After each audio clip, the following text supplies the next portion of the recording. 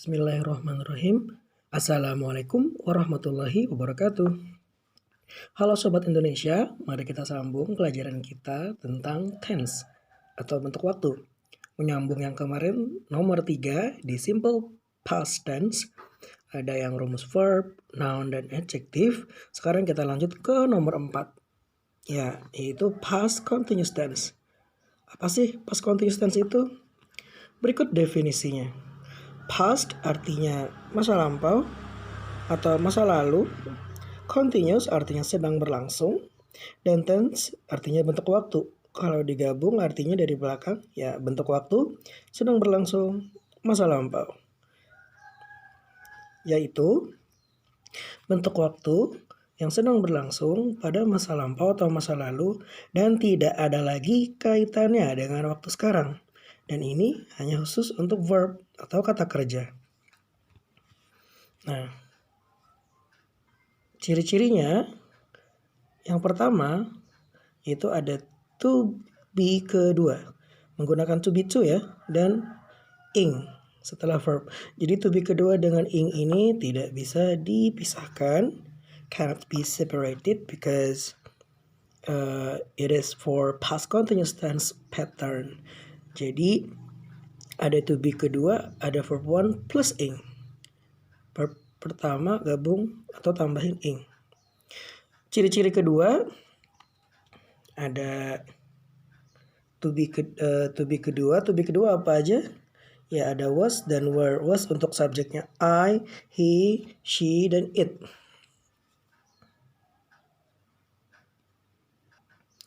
Dan untuk were, subjeknya untuk you, they, dan we. Masih ingat to be pertama apa aja saat digunakan waktu di simple present tense? Saat di present menggunakan to be one ya yang pertama. Apa aja masih ingat? Ya betul, ada am, is, dan are. Am untuk subjek I, is untuk subjek he, she, dan it, dan are untuk you, they, dan we. Nah sebenarnya penggunaan to be kedua ini sama penggunaannya dengan rumus di simple past tense ya. Masih ingat kan di rumus simple past tense yang menggunakan noun dan adjective. Dia menggunakan to be kedua. Nah sama dengan di past continuous tense ini, hanya saja di sini yang namanya continuous berarti sesuatu yang sedang berlangsung. Otomatis itu adalah kata kerja. Jadi itu adalah rumus verb. Nah kan katanya nggak boleh kata kerja ketemu to be. Itu nggak boleh kecuali to be-nya ada temannya yaitu ada ing. Nah makanya ini seperti sepasang kekasih yang nggak boleh dipisahin. Ada to be kedua tapi nggak ada ing, salah. Ada ing tapi nggak ada to be kedua juga keliru. Jadi kedua ini harus komplit. Kalau nggak ada salah satu bakalan keliru. Jadi kalau nggak ada salah satu ya udah nggak ada keduanya aja, bakal menjadi simple past tense seperti itu. Tapi ini kalau verb 1 jadinya simple present ya. Kalau verb 2 jadinya simple past tense. Nah kita kembali ke to be kedua tadi, ciri-ciri kedua. Jadi ini ya teman-teman, untuk I, he, she, it menggunakan was dan were. Itu adalah untuk you, they, dan we. Oke, next kita ke ciri-ciri ketiga, use adverb of time, especially for past. Ya, jadi untuk menggunakan kata keterangan waktu khususnya untuk masa lampau atau masa lalu yang udah lewat. Seperti ini yang ciri-cirinya ada yesterday, kemudian ada yang last gitu. Ya, last night, last week, last month, last year. Dan ada juga yang ago gitu ciri-cirinya. Macam-macam ya, 4 weeks ago, 3 months ago, 2 years ago, an hour ago, etc. Dan lain-lain. Pokoknya yang masa lampau gitu ya. Nah berlanjut dari clue atau dari ciri-ciri kita ke pattern atau ke rumusnya. Nah ini bisa kita lihat teman-teman, sederhana aja. Mulai dari affirmative sentence atau kalimat positif dari subject plus to be to plus verb one plus ing plus object or complement plus adverb of time. Jadi kalau nggak ada objek, kalau kata kerjanya intransitif nggak perlu pakai objek, langsung aja complement atau kata atau pelengkap gitu ya. Nah, kenapa ke verb one bukannya ini past? Ya, di mana-mana yang kemasukan ing verb one ya, nggak ada ceritanya verb 2 kemasukan ing.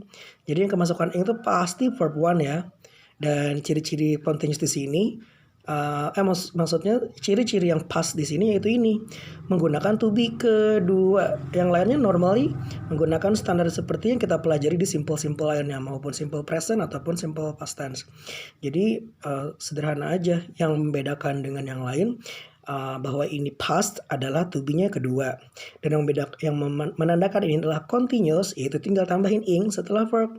Nah, karena ada ing, automatically verbnya harus verb 1, nggak boleh verb 2. Kan katanya past, ya tadi ciri-ciri past di sini hanya ini.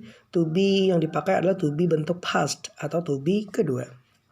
Seperti itu ya. Dan adverb of time di sini automatically yang kita bahas ini tadi, yang past tadi ya. Nah, ciri-ciri negative sentence atau kalimat negatif ya tinggal tambahin not. Masih ingat naruh not di mana? Dari kalimat positif ini tinggal taruh not setelah kata bantu, mau to be, mau auxiliary, mau modals atau yang lainnya apapun itu. Setelah kata bantu ditaruh not. Jangan bingung, jangan setelah verb ing kah, setelah subjek kah, atau setelah objek kah. Itu theoretically ya, secara teoritisnya gitu. Secara teoretis seperti itu, secara praktiknya enak banget sebenarnya, karena kita sering mendengar dan sering mengucapkan. Karena I was not, he was not, gitu kan pasti. Cuman kita jabarkan satu persatu pelan-pelan supaya tahu di mana letak dan posisinya. Nah, untuk interrogative sentence atau kalimat tanya, ya tinggal ditukar yang di atas ini, tinggal tukar ya posisinya. Artinya tinggal tukar subjek jadi urutan kedua, to be kedua jadi urutan pertama. Selebihnya normal. Verb ing, object or complement, adverb of time. Dan jangan lupa dikasih question mark, yaitu tanda tanya. Nah, jawabannya seperti biasa, kalau positif yes, kalau negatif no. Yes, detik subject plus to be to, karena ini to be ya. No, subject plus to be to plus not. Ciri-ciri dari negatif. Nah, karena to be ya, to be kedua juga to be kedua. Seperti itu. Nah, dan catatan pentingnya adalah pastikan lagi, saya tidak bosan-bosan mengingatkan bahwa to be kedua ada was dan were. Jangan sampai ketuker, jangan sampai enggak keliru, atau biasanya bukan salah sih, lebih tepatnya kurang teliti aja penggunaan to be to. Was untuk I, he, she, it, dan were untuk you, they, we. Oke teman-teman, selanjutnya kita ke contoh. Oke. Nah, contohnya ada was dan were. Kita contoh ke was dulu. Sambil sama-sama dibaca juga ya teman-teman. Dan jangan lupa dicatat supaya lebih mantap dan paham. Catat di buku, tulis. Oke, untuk positif, kalimat positif atau affirmative sentence ada Panji was playing badminton yesterday. Yesterday ini nggak cukup ya, sorry. Nah, untuk negatifnya, artinya jadi Panji kalau diartikan secara literally bener-bener diartikan ke Indonesia yang terlalu baku gitu ya. Jadinya kayak gini, Panji telah sedang bermain bulu tangkis kemarin. Telah sedang, gimana gitu ya. Sederhananya gini aja ya, Panji sedang bermain bulu tangkis kemarin. Nah, kebetulan ya sudah kita bahas ya, kita di waktu di simple past tense kemarin, kebetulan di bahasa Indonesia tidak ada kata bantu was atau were. Jadi kita nggak bisa ngebedain bahwa ini adalah udah mutlak adalah bentuk past. Kita bisa ngebedain itu adalah lampau atau tidak ketika keterangan waktu itu muncul dalam bahasa Indonesia seperti ini, kata keterangan waktu kemarin, tadi malam, atau bermakna telah ya kan, tadi ada telah bermain saya bilang. Nah, paling hanya membedakan di kata telah aja, kayak saya makan pisang dengan saya telah makan pisang.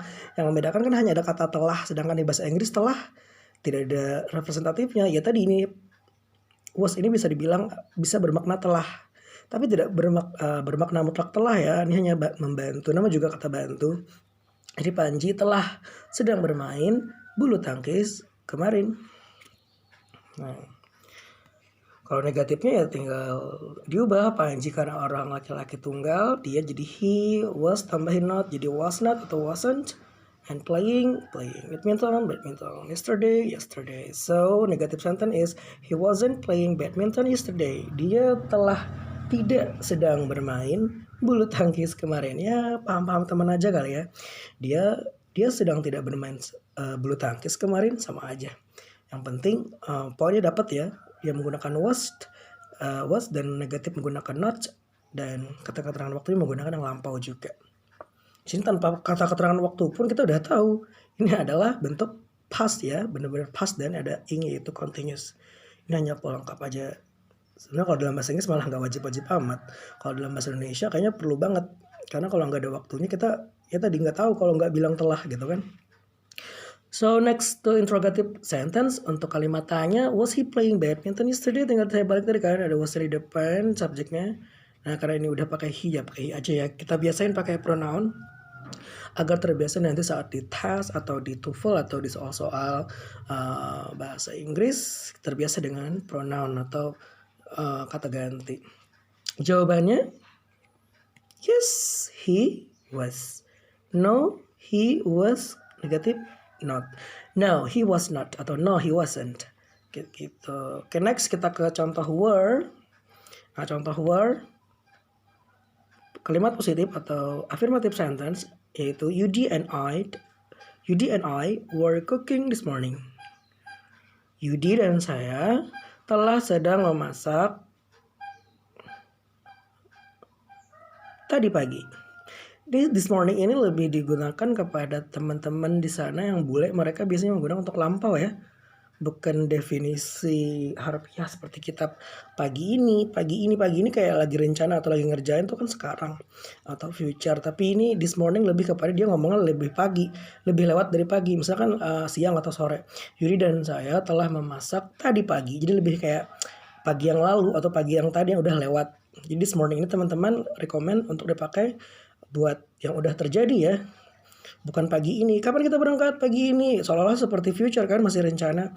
Nah itu kalau dalam bahasa Indonesia tuh bisa berlaku, tidak berlaku untuk past tense. Tapi kalau dalam bahasa Inggris, this morning ini lebih kepada yang udah terlewati waktunya. Oke?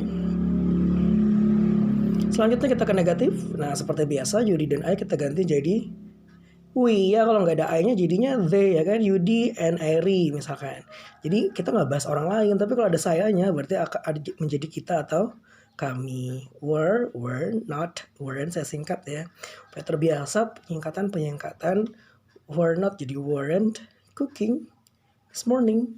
Yeah, that's it. Dan interrogative sentence-nya atau kalimat tanyanya ya tinggal dibalik. Were di depan, we urutan kedua, were we cooking this morning? Yes, we were. No, we were not. Ya, betul. Itu cukup artikan gitu aja, nggak usah. Ya, kami telah. Tidak, kami tidak telah. Itu kayak aneh banget gitu. Jadi artiin, ya, betul, tidak, bukan, atau salah gitu. Ya, fleksibel aja artinya, nggak ada mutlak yang kaku banget ngikutin arti word by word gitu ya. Dan saya tidak bosan-bosan ngingetin keterangan to be kedua ada was dan were. Was itu untuk I, he, she, it, dan were untuk you, they, dan we. Nah teman-teman sebelum kita ke exercises ada dua latihan yaitu satunya was, satunya were. Bikin seperti ini ya. Nah seperti biasa langsung jawab di kolom komentar dan sertakan nama lengkap kalian. Jangan lupa yang teliti gitu ya. Soalnya sangat mudah, cuman perlu ketelitian karena kesalahan yang kecil malah fatal banget. Karena kita bicara tentang grammar atau tata bahasa di sini. Sebelum latihan, pastikan dulu catat semua materi dan pahami saat mencatat. Kalau ada pertanyaan silakan tanyakan. Kalau tidak pertanyaan, alhamdulillah berarti langsung ke sesi exercises. Dan definisinya tolong pahami betul-betul dan clue-nya kenali betul-betul dan rumusnya juga pahami betul-betul. Cukup pahami ya, gak usah dihafal ya. Nanti otomatis juga kalian akan hafal karena sering dipakai dalam latihan. Dan contohnya juga pahami betul-betul. Ingat, kalau ada pertanyaan silahkan tanyakan. Kalau tidak ada pertanyaan, kita langsung ke exercise. Dan jangan lupa satu was untuk satu dan satu word lengkap ya. Dengan seperti contoh ada affirmative, negatif, interrogative sentence, dan sampai yes no-nya jawabannya. Was dan were. The last, saya ucapkan good luck dari DSR course untuk Sobat Indonesia. Bye-bye. Thank you for your attention. Stay safe and healthy and also be happy. Bye. Wassalamualaikum warahmatullahi wabarakatuh.